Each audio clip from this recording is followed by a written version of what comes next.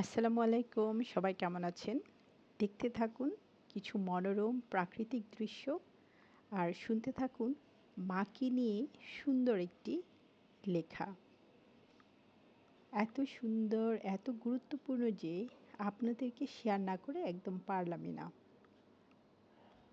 তুমি তোমার মায়ের সাথে যেমন আচরণ করবে, জীবনও তোমাকে ঠিক তেমন আচরণ করবে। মা হলেন ভালোবাসা ও জীবনের উৎস। একজন মা গঠিত হন নিঃস্বার্থ ভালোবাসা দিয়ে, একটি ভালোবাসা যা কেউ তোমাকে দিতে পারবে না। তাই তাকে বিচার করো না।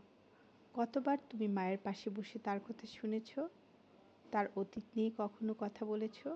হয়তো তিনি কখনোই তোমাকে বলেননি যে তোমার আসার আগে তাকে কতটা দুঃসহ জীবন পার করতে হয়েছে।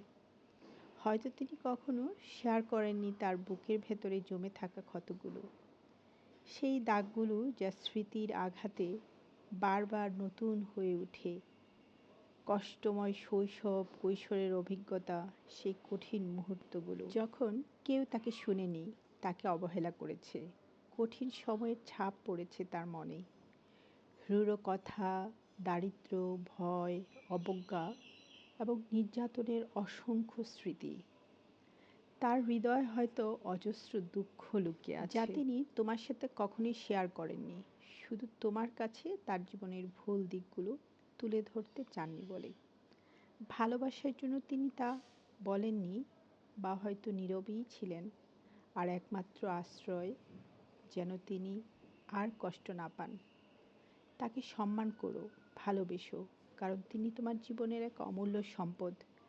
তাকে ভালো রাখলে তোমার জীবন আশীর্বাদ, শান্তি, আনন্দ, স্থিতিশীলতা এবং দীর্ঘায়ুতে পরিপূর্ণ হবে।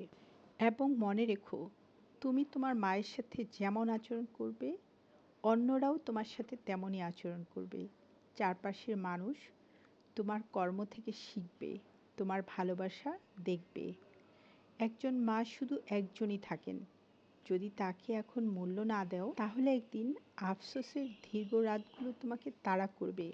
সেই রাতে তোমাকে ঘুমোতে দেবে না তোমার মা, বরং তোমার নিজেরই অমান্যতা ও অবজ্ঞার স্মৃতিগুলো তোমাকে তাড়া করে ফিরবে, তোমাকে শান্তিতে থাকতে দেবে না।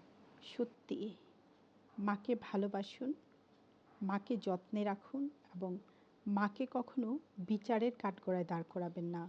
কারণ কোনো নালিশ বিচার মায়ের জন্য না, মা সব কিছুর ঊর্ধ্বে। মাকে ভালোবাসুন এবং আপনি আপনার জীবনকে উপভোগ করুন শান্তি, আনন্দ, ভালোবাসায়। সবাই ভালো থাকবেন, সবার মাকে ভালোবাসবেন। ধন্যবাদ সবাইকে।